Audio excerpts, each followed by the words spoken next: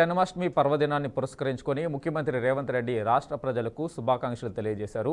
మానవ జీవితంలో గీతా బోధనలు ఎంతో ప్రభావశీలమైనవని, మానవుడి ప్రతి దశలోనూ కృష్ణ భగవానుడు కొలువై ఉంటారని అన్నారు. శ్రీ మహావిష్ణువు దశావతారాలలో శ్రీకృష్ణ అవతారం చాలా ప్రత్యేకమైనది. దుష్ట సంహారం కోసం మానవుడిగా జన్మించి మానవాళికి ఎంతో అవసరమైన భగవద్గీతను ప్రబోధించారన్నారు. శ్రీకృష్ణ తత్వాన్ని సరిగ్గా అర్థం చేసుకుంటే ప్రతి పనిలో విజయం సాధించవచ్చు అని అభిప్రాయపడ్డారు. కృష్ణ భగవానుడి కృపా కటాక్షాలు ప్రజలందరిపై ఉండాలని ముఖ్యమంత్రి ప్రార్థించారు.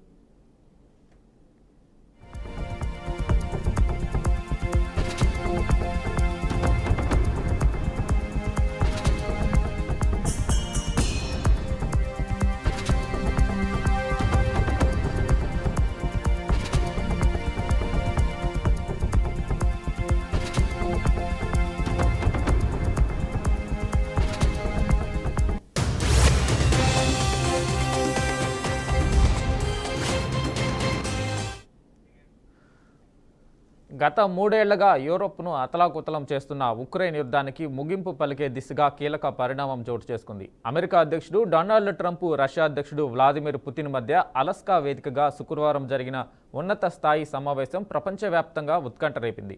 సుమారు 3 గంటల పాటు సాగిన ఈ చర్చలు ఫలప్రదంగా ముగిశాయని, పరస్పర గౌరవంతో సాగాయని ఇరువురు నేతలు ప్రకటించారు. అయితే యుద్ధాన్ని ఆపేందుకు ఎలాంటి తుది ఒప్పందం మాత్రం ఈ సమావేశంలో కుదరలేదు.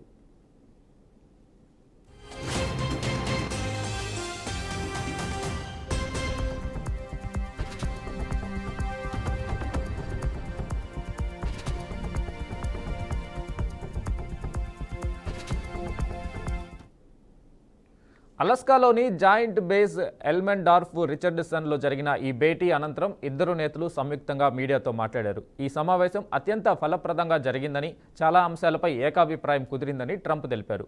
తుది ఒప్పందం కుదిరే వరకు ఏది కుదరనట్టే, మేమింకా ఆ దశకు చేరుకోలేదు, కానీ చేరుకునే అవకాశం బలంగా ఉంది అని ఆయన ఆశాభావం వ్యక్తం చేశారు.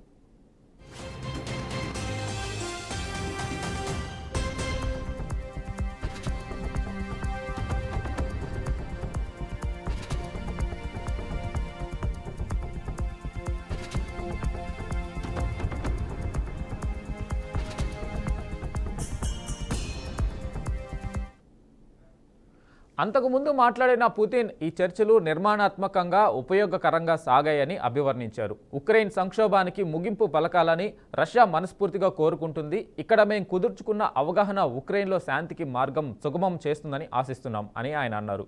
అయితే తమ దేశానికి ఉన్న చట్టబద్ధమైన భద్రతాపరమైన ఆందోళనలను కూడా పరిగణలోకి తీసుకోవాలని ఆయన స్పష్టం చేశారు.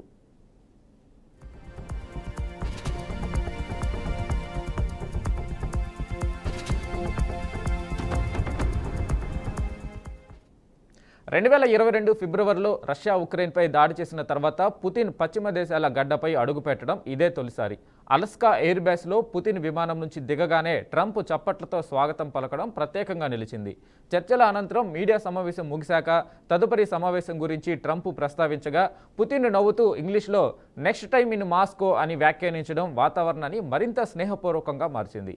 ఈ భేటీలో ఎలాంటి తుది ఒప్పందం కుదరనప్పటికీ ఇద్దరు అగ్రనేతల మధ్య సానుకూల వాతావరణంలో చర్చలు జరగడం శాంతి దిశగా కీలక ముందడుగుగా అంతర్జాతీయ విశ్లేషకులు భావిస్తున్నారు.